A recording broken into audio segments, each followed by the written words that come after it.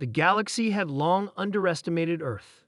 It had been centuries since the first starship of humanity's fledgling space program left the cradle of Earth's atmosphere, soaring into the void, yet the galaxy, ever so vast and ancient, remained largely indifferent. Humankind's footprint on the galactic stage was small, its influence barely a whisper amid the roar of more advanced species. The ancient races of the galaxy, Xenons, Rakthurs, and Krylons, ruled from their jeweled citadels and endless warships, while humanity's starships had been relegated to exploration and resource gathering. Earth had yet to prove it was anything more than an insignificant speck on the grand cosmic canvas. That was until the day came. In the cold, void-strewn expanse just beyond Jupiter, Earth's greatest secret was about to be revealed, and with it, humanity's ascension to the very top of the galactic hierarchy. It all started with the arrival of the Kralaxian Armada.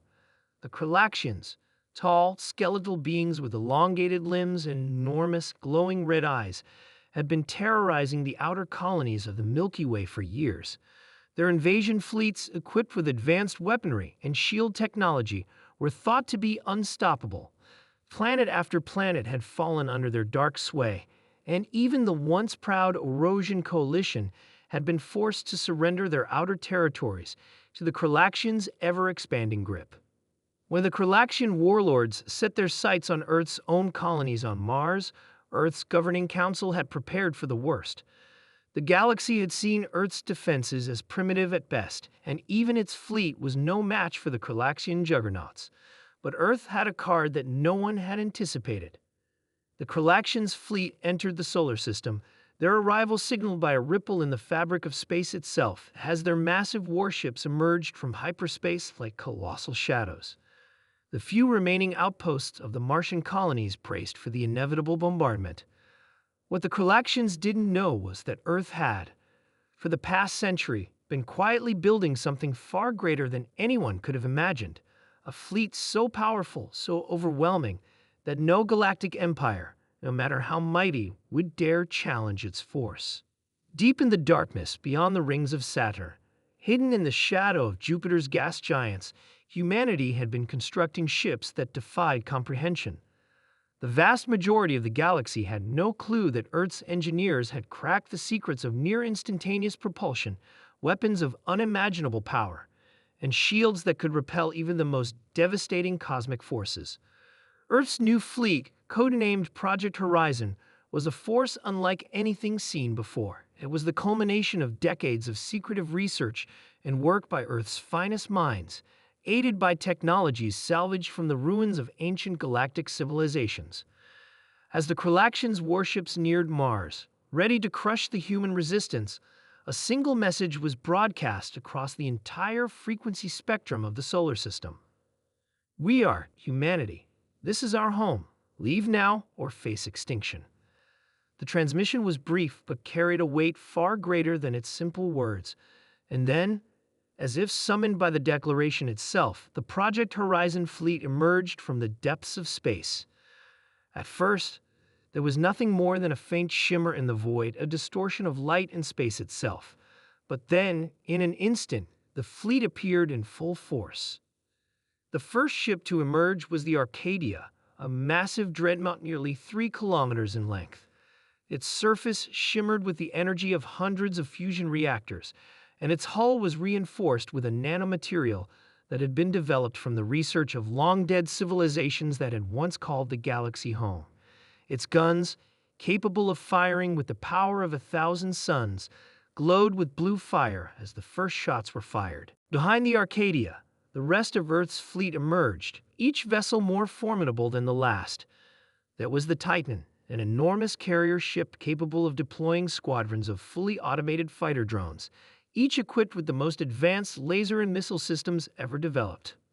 There was the Invictus, a heavy artillery ship whose massive railguns sent shockwaves through space as it fired.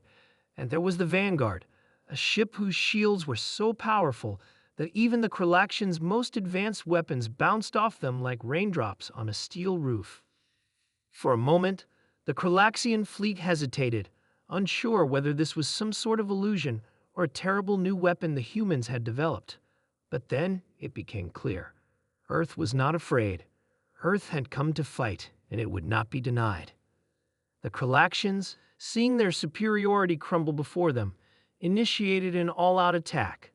Massive energy beams erupted from their ships, aimed squarely at Earth's fleet.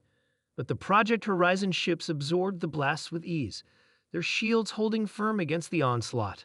Then, Earth's fleet retaliated. The Arcadia fired its main cannon, sending a beam of concentrated antimatter across the solar system, obliterating the lead Kralaxian warship in a blinding flash. The Titan released a barrage of missiles that tore through the enemy formations, and the Invictus unleashed its railguns, shattering entire fleets in a single salvo.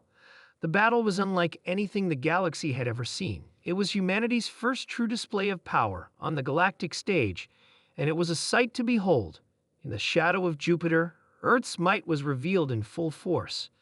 For the Kralaxians, it was a massacre. Their ships were no match for the coordinated, devastating attacks of Earth's fleet. One by one, the Kralaxian vessels were destroyed, their once proud armada reduced to floating debris in the cold depths of space. As the last of the invaders fled, Earth's fleet stood victorious, a testament to humanity's strength, ingenuity, and resolve. The message was clear. Humanity was no longer a weak, insignificant species. Earth's fleet had shown the galaxy that the humans were a force to be reckoned with, no longer just explorers, but conquerors in their own right. The galaxy would never look at Earth the same way again. And as the dust settled in the shadow of Jupiter, humanity's leaders began to prepare for the next phase. They had made their mark on the galaxy, and it was only a matter of time before other powers took notice. The age of Earth had begun. The galaxy would never forget the day Earth's fleet unveiled its might, and neither would humanity. The galaxy had watched in awe now. It would learn to fear.